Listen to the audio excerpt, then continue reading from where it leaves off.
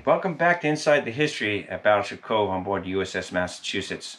We're down here again for our third part in gunplot. Gunplot being the brains of the fire control systems here, which directs the gunfire on the ships. We're going to get to the finer details about gunplot and a little bit more of the history, and then we'll roll into further episodes coming up after this of the gun directors and how they played a part in the fire control system. And I'll turn this over to Dr. Scholes, and have a good day. Enjoy the show. Now, all of the components of the fire control system, meaning the director, the range keeper, the stable vertical, and the output to the turrets, are all linked together. All of these systems are duplicated and can operate in multiple different modes. How are they linked together and how are the modes set? Well, this is done through this massive array of switches known as the fire control switchboard.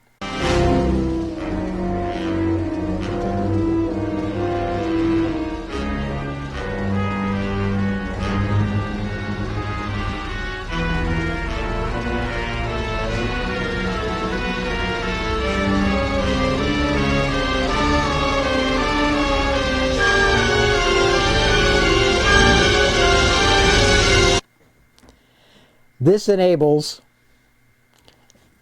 any director, either one of the two main battery directors, spot 1 or spot 2, or in an emergency, any one of the 4 secondary battery directors, Sky 1, 2, 3, 4, to be used as the director. It also can be used, the director in the conning tower, spot 3, as the director. These can be linked to any of the range keepers, either Keeper 1 or Keeper 2 down here in the main battery potting room, an auxiliary small, less capable range keeper in the conning tower, a small, less capable range keeper in turret number 2, or, in a dire emergency, one of the Mark 1 range keepers for the 5-inch 38 secondary battery. This can be linked to any of the stable verticals. Either one of these two, or in an emergency, you can use the stable verticals for the secondary battery. Mark 37 directors. How do we set this up? Well, these switches can be thrown, and in the correct sequence, and the correct ones thrown to the correct position, sets all of this up. Now, in fact, the ship has a manual, its gunnery doctrine, which gives a number of standard setups. And it also gives information as to which setup is normally preferred for which particular situation that you're dealing with. For the USS Massachusetts, the preferred setup was against a battleship target to have all the main battery guns operate as one battery under director control, called director collective, to operate in the main fire control mode, where the information from the director goes through the fire control switchboard to the range keeper and stable vertical in the plotting room, and the information from the computer and the stable vertical, the information to the guns, goes back through the fire control switchboard to the turrets.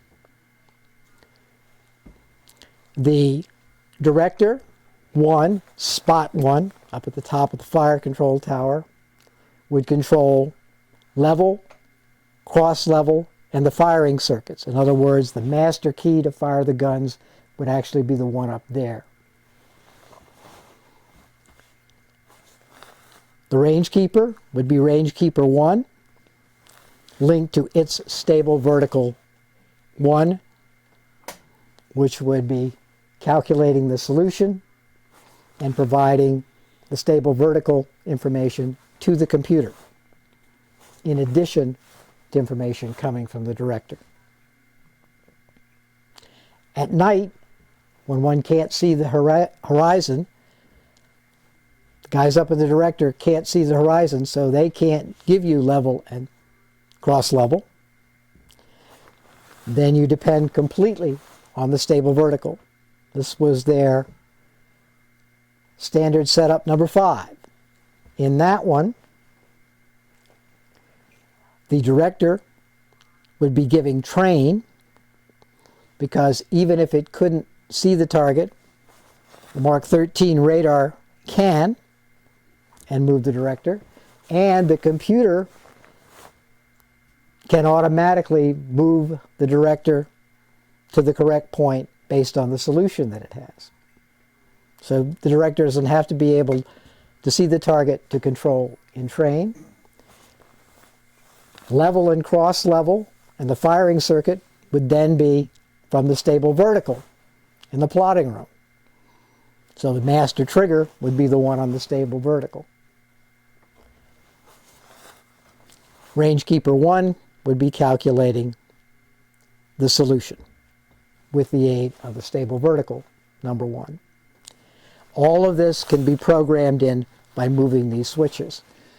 Obviously, the personnel who operate these switches have to know exactly which switch has to be turned to which position. In addition to the setup, then one can operate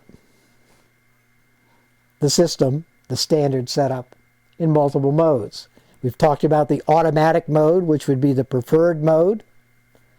But if that were not available, one could go to the indicating mode. Switches would have to be thrown on the switchboard in order to indicate that. They'd also have to be thrown on the computer and in the turrets and in the director to have everybody coordinated on the correct mode of operation. So this is a very, very key component. If all of this were to break down, one could go over to the secondary battery fire control switchboard and as an emergency actually operate from that. And if both of these were knocked out, there is in after gyro, in the aft end of the ship, an emergency after fire control switchboard, which can take over most of the functions of this main fire control switchboard. Hopefully you'd never get to that, but it's there. On the Iowa-class battleships, the plotting room for the main battery is duplicated. There's one in the forward part of the ship, there's one in the after part of the ship. So if one fails, one switches to the other one, which can perform all the functions of the first one. Or you can divide the battery and have the forward main battery plotting room control 1 or 2 turrets, and the after main battery plotting room control 1 or 2 turrets. Redundancy, redundancy, redundancy. Backups to backups to backups to backups. Because this had to work. And these ships were designed to take hits. Resist hits, but there still might be damage. There's a way to work around damage, and programming this fire control switchboard can allow you to do it. So essentially, this is the programmer, if you will, of the computer system.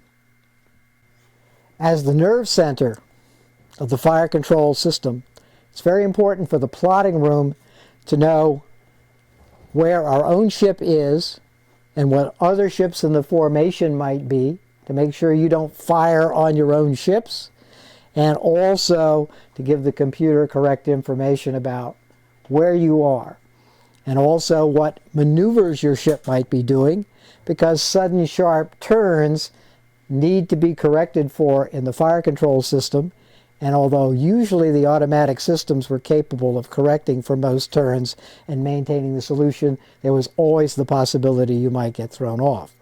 In order to do that, there are several things that are here, one of which is called a dead reckoning tracer.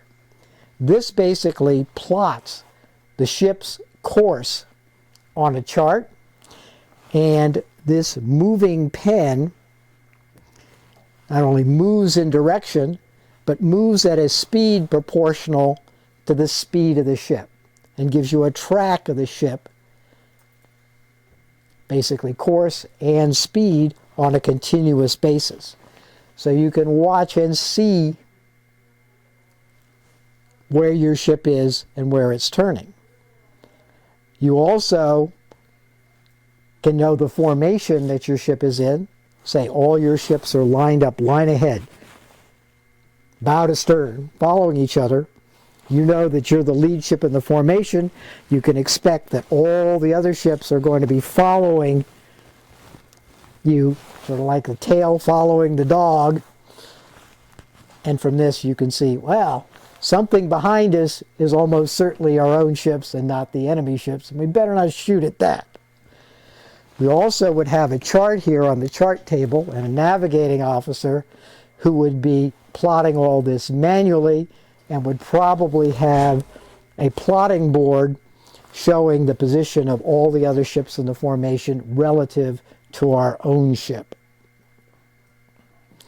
This information, again, helps you know where your ship is and give the correct information to the computer for the correct solution, and also make sure you don't shoot at your own ships. While most of the spaces in the USS Massachusetts in World War II were not air-conditioned, the plotting room was air-conditioned. Why was this done? Well, as we mentioned before, the components in the fire control system and the stable vertical were machined to incredibly tight tolerances. And in fact, you look at the blueprints for these systems, and the tolerances are often given in a 10,000th of an inch at 70 degrees Fahrenheit, because metal expands and contracts with temperature. So the components are only precise at 70 degrees temperature. Therefore, this space is air-conditioned in order to hold the temperature at a constant temperature of 70 degrees so that all the components of the fire control computers are at the right dimensions and give the correct solutions and results. This is also good once electronic equipment like radar scopes are brought down here, because they generate heat. Keeping them cool helps them operate more reliably. Vacuum tubes don't burn out as easily, etc. So it improves the reliability as well as the accuracy of the system. In the hot conditions of the South Pacific, this was a great place to be. If you were in other areas, it might not be so ideal, but in general, this was probably one of the best places on the ship for a person to be stationed if he had the skills to operate this very complicated equipment. Now, one other feature of the plotting room is the floor that we're standing on. This is an elevated false floor, elevated up so that wiring can all be run underneath it. There are literally thousands of wires to operate these systems, and if they were all up on the floor, you would be tripping over them continuously. It also turned out that these were utilized by the crews stationed down here often as kind of a personal secret locker. Because this space was classified, only certain crew members were allowed to be here. Therefore, one could keep one's stash of, say, a tin of peaches or something that you wanted to eat as a special treat down here, and other crew members couldn't get to it because they couldn't enter this space unless they had the correct clearances. Bringing something back from overseas, a souvenir. Exactly. Smuggling on a small scale. Just pull up the panel. If you weren't screwed down, you can see that this panel has multiple screws in it that are not connected. So that way you could come over and pull the panel. This also allows for maintenance, emergency repairs, or splicing if you had to due to battle damage or short circuit. And as you can see, there's leftover stuff. It's been like this for 70 years, so it happens. But as you can see, the junction boxes that interconnect all the systems. So these would be trip hazards, and you have similar stuff up in the overhead as well, right? Exactly. So, and there you go. And believe it or not, the crew members down here, especially the chief petty officers, knew where all those wires went, what they did, and how to fix them. When the ships were mothballed, virtually every single piece of equipment on the ship was tagged, inspected, Supposed to be. and was recorded in a record so that it could be reactivated and put back into service. Keeper. For example, the fuses for the fire control switchboard were all put in little cloth bags with a tag, all ready to be reinstalled if the ship was reactivated. You'd have different categories of mothballing. If you go over to the Salem, you will actually see much of the mothballing, and all those tags and bags are there for many of the systems, because a lot of the compartments haven't really been messed with, and they look exactly like they did when they were mothballed in 1959. It's amazing what you find. And a lot of them that haven't been opened up and messed with are still in absolutely perfect condition. Oh, yes, we find mechanical parts that are just sealed in cosmoline and They're perfect. wrapped in canvas rags, and you open them up, it's like they're brand new. It's In fact, incredible. I got into the machinery room 3 on the Salem just about a week after it had been opened up as a museum, and it had been sealed from mothballing for 35 years. Went in there, it was perfect. There wasn't one flaking piece of paint. There was not one speck of dust. Amazing. There was no rust. There was no corrosion. If you had people who had oil and water and knew how to operate it, you could steam that day. It was amazing. that perfect. Well, the acid test of any combat system in a ship is how well it works in actual combat. And there are 2 particular incidents which showed just how well the fire control system present on the USS Massachusetts worked.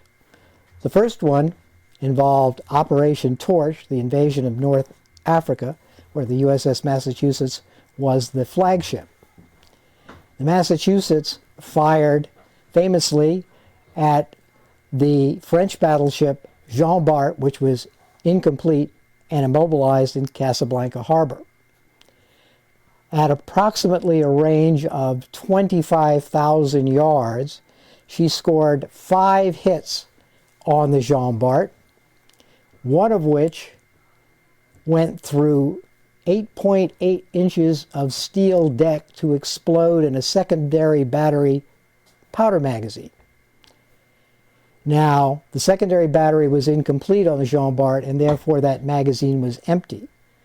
Had it been filled, that magazine almost certainly would have exploded, would have probably blown the after part of the ship up, and would have sunk the Jean Bart with one 16-inch hit.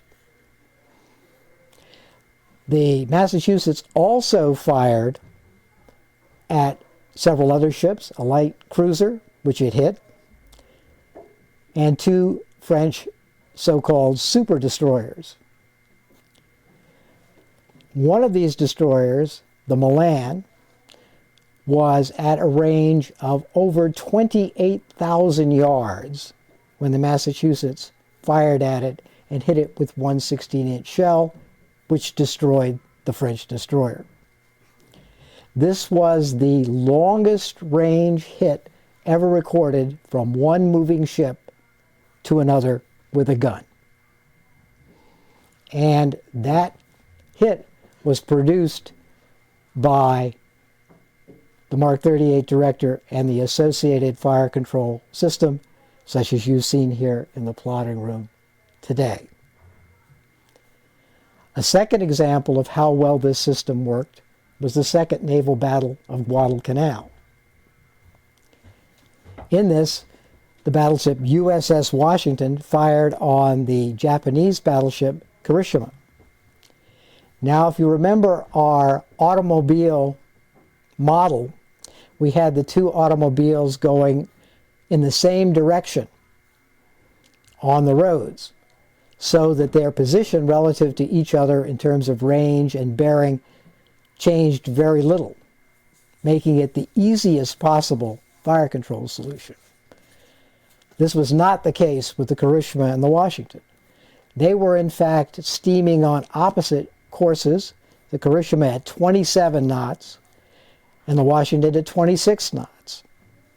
Therefore, they were at a relative speed to each other of 53 knots.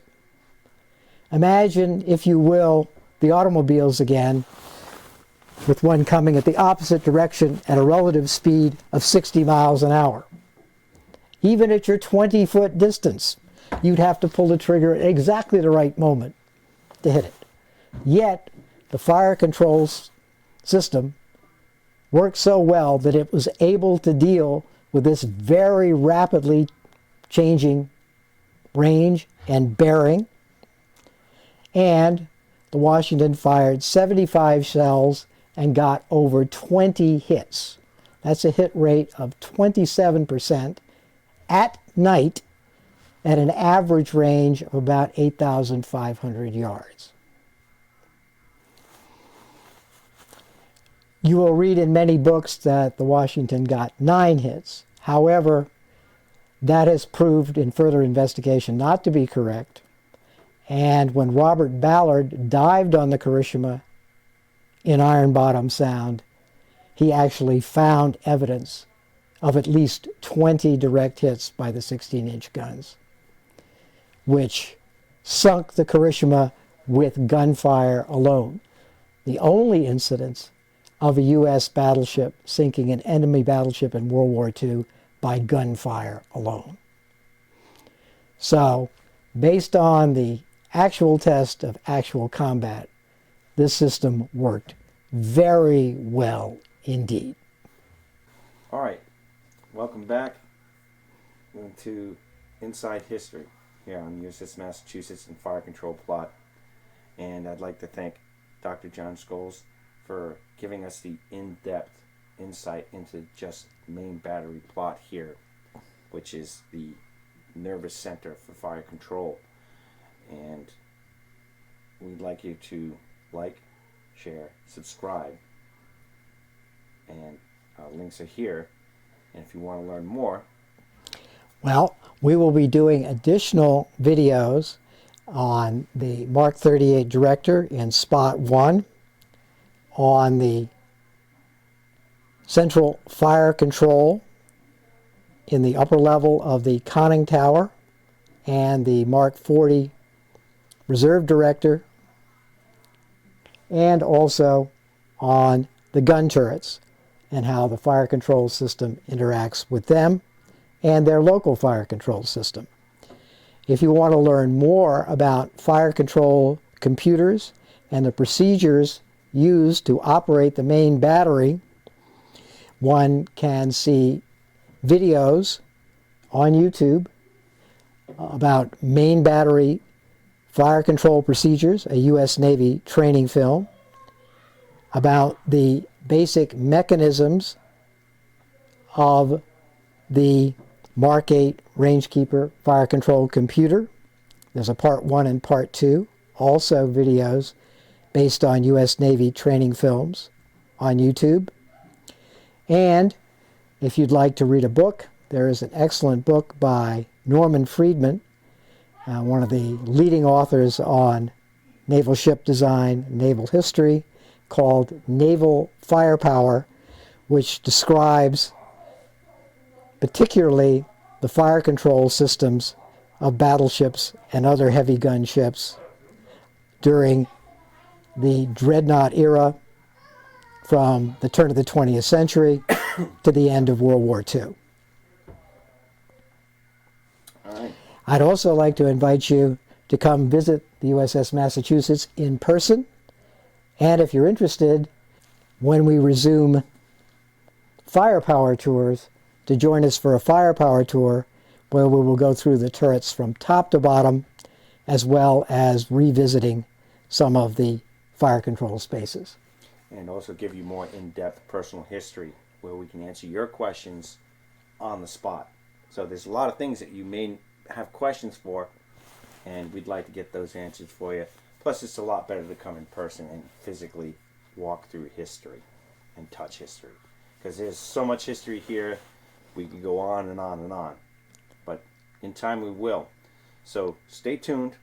We'll be doing the gun directors for secondary and primary, those we explained earlier, but you'll actually be able to go in and see these spaces that normally you wouldn't be able to. So stay tuned, and looking forward to have you back here again. And thank you again, Dr. Scholes, for your very informative information that is very eye-opening to this system. Well, thank you, Tom, and we look forward to doing some of those firepower tours with you again.